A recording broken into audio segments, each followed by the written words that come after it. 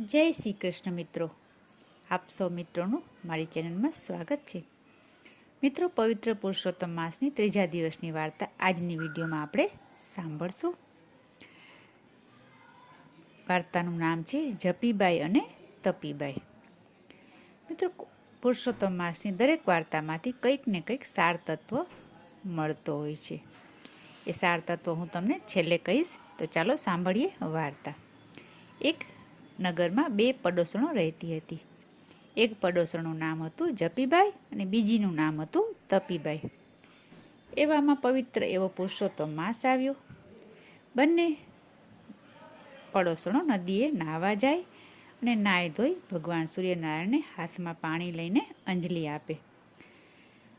જ્યારે અંજલિ આપે ત્યારે જપીબાઈ બોલે, જય જય નરપતિ રાય, અને તપીબાઈ બોલે, જય જય પુરુષોત્તમ રાય.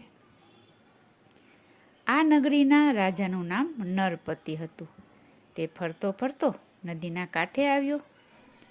રાજાએ જપીબાઈને પોતાની જય બોલાવતા સાંભળી અને ખૂબ જ પ્રસન્ન થયો. બીજે જ દિવસે તેણે જપીબાઈને રાજસભામાં બોલાવી અને કહ્યું, તમે નિત્ય નદીએ નાહવા જાઓ છો અને મારા નામની જય બોલાવો છો, તેથી હું ખૂબ જ પ્રસન્ન થયો છું. તો પુરસ્કાર સ્વરૂપે આ તમને 5 સોના મહોરો અને આ સાકર કોળું આપું છું. આ સાકર કોળુંનું તમે શાક બનાવજો. જપીબાઈ તો રાજી થતા થતા કોળું અને 5 સોના મહોરો લઈને રાજાને પ્રણામ કરીને ચાલી નીકળી. વાટે આવતા તેને થયું કે મેં રાજાને જય બોલી, તેથી રાજા ખૂબ જ પ્રસન્ન થયા અને મને કેવો લાભ થયો. અને તપીબાઈ તો પુરુષોત્તમ રાય પુરુષોત્તમ કરતાં કરતાં અંજલિ ચડાવે છે. તેમ છતાં તેમને ફૂટી કોળી પણ મળી નહીં. રસ્તામાં જતાં જતાં જપીબાઈને વિચાર આવ્યો કે આવડા મોટા કોળાને હું શું કરીશ. તેણે રસ્તામાં આવતા કાછિયાના હાટે 1 રૂપિયામાં કોળું વેચી દીધું અને જય જય નરપતિ રાય બોલતા બોલતા ઘરે ગઈ. જતાં જતાં રસ્તામાં તપીબાઈ સામે મળી. તેણે પૂછ્યું, બહેન ક્યાં જાઓ છો? તપીબાઈએ કહ્યું, શાક લેવા. તમે ક્યાં જઈ આવ્યા? જપીબાઈ બોલી, હું તો રાજ દરબારમાં ગઈ હતી. રાજાએ મને તેડાવી હતી. રાજાએ મને 5 સોના મહોરો આપી અને 50 પૈસા રોકડા આપ્યા. તપીબાઈ બોલી, ભલે બહેન. એમ કરીને તે ચાલતી થઈ અને કાછિયાની હાટડીએ ગઈ. કાછિયાની હાટડીએ તેણે રૂડું મજાનું કોળું જોયું અને પૂછ્યું, ભાઈ, આ કોળાનું શું ભાવ છે? કાછિયાએ કહ્યું, બહેન, 1 રૂપિયામાં લીધું છે. 1.25 રૂપિયામાં તમને હું આપીશ. તપીબાઈએ 1.25 રૂપિયો આપી કોળું લઈને ઘરે ગયા. તપીબાઈએ ઘરે જઈને કોળાને કાપ્યું તો જોતાં જ આંખો પહોળી થઈ ગઈ. કોળામાંથી હીરા, માણેક, મોતી અને સોના મહોરો નીકળી. આ જોઈને તપીબાઈ તો ખૂબ જ રાજીના રેડ થઈ ગયા. પુરુષોત્તમ માસનો છેલ્લો દિવસ હતો. તપીબાઈએ આજે ભગવાનની ભક્તિથી જે ધનલાભ થયો હતો, તેનાથી તેણે બ્રાહ્મણોને જમવાનું આમંત્રણ આપ્યું અને ભાતના પકવાન બનાવ્યા.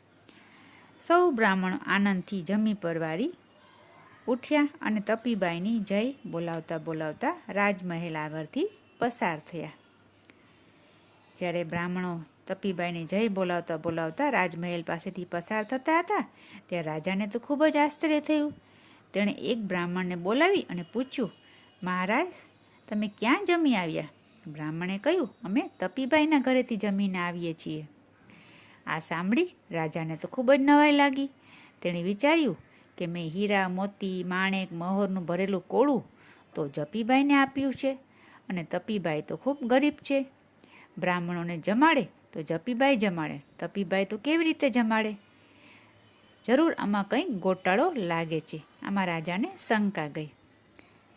રાજાએ એ જ ઘડીએ તપીબાઈને તેડાવ્યા અને પૂછ્યું, તપીબાઈ, તમે તો સાધારણ સ્થિતિના છો, અને આખા નગરના બ્રાહ્મણો તમે જમાડ્યા કેવી રીતે? તપીબાઈ તો ભોલા માણસ હતા. તપીબાઈ સાચું બોલી, મહારાજ, આજે હું કાછિયાને ત્યાંથી એક કોળું લાવી હતી. તે કોળાને કાપ્યું તો તેમાંથી સોના મહોરો હીરા માણેક મને મળ્યા. તે વેચીને મેં બ્રાહ્મણોને સારી રીતે જમાડ્યા છે. રાજાએ કહ્યું, તપીબાઈ, કોળામાંથી જે દ્રવ્ય મળ્યું તે કંઈ તમારું ન હતું. તમારે કાછિયાને પાછું આપવું જોઈએ. તમે પાછું આપવા કેમ ન ગયા? રાજાનો પ્રશ્ન સાંભળી તપીબાઈએ કહ્યું કે હું તો કાછિયાને પાછું આપવા ગઈ હતી, પણ કાછિયાએ કહ્યું, આ ધન તમારા ભાગ્યનું છે, તેથી તમને મળ્યું છે, એ મારે ના જોઈએ. ત્યાર પછી મહારાજે કાછિયાને બોલાવ્યો અને પૂછ્યું, તે જે તપીબાઈને કોળું વેચ્યું તે તું ક્યાંથી લાવ્યો હતો? કાછિયાએ કહ્યું, એ તો મને જપીબાઈ 1 રૂપિયામાં વેચી ગયા હતા. ત્યાર પછી રાજાએ જપીબાઈને બોલાવ્યા અને કહ્યું, જુઓ જપીબાઈ, તમે આખો પુરુષોત્તમ માસ મારા નામનો જય બોલાવ્યો, તેથી મેં 5 સોના મહોરો અને લાખો રૂપિયાના રત્નો ભરીને એક કોળું આપ્યું હતું. તે કોળું તમે કાછિયાને વેચ્યું. કાછિયાને ત્યાંથી તપીબાઈ શાક માટે વેચાતું લઈ ગયા. મારે જે ધન તમને આપવું હતું તે તેમને મળ્યું. તમારા ભાગ્યમાં ન હોય તો તમને ક્યાંથી મળે? આપણે ત્યાં કહેવત છે કે કોઈ હાથમાંથી લઈ જાય, નસીબમાંથી ન લઈ જાય. આવી રીતે રાજાને ત્યાંથી સૌ કોઈએ વિદાય લીધી. કાછિયો કહે, જેના જેવા ભાગ્ય. જપીબાઈ કહે, નરપતિ કરતાં જગપતિ મોટો છે. તપીબાઈ કહે, મને તો પુરુષોત્તમ ભગવાન ખૂબ જ ફળ્યા છે. તે દિવસથી નગરજનો બધા પુરુષોત્તમ માસનું વ્રત કરવા લાગ્યા. જય પુરુષોત્તમ ભગવાન. હવે પછીની વાર્તા આપણે આવતી વિડીયોમાં સાંભળશું. આશા રાખું છું આપને વિડીયો સારી લાગી હશે. આપણે જો હજી સુધી ચેનલને સબસ્ક્રાઈબ ન કરી હોય તો કૃપયા કરી લેશો અને મિત્રો સગા સંબંધીઓમાં શેર કરશો. ફરી મળશું બીજી વિડીયોમાં. ત્યાં સુધી જય શ્રી કૃષ્ણ.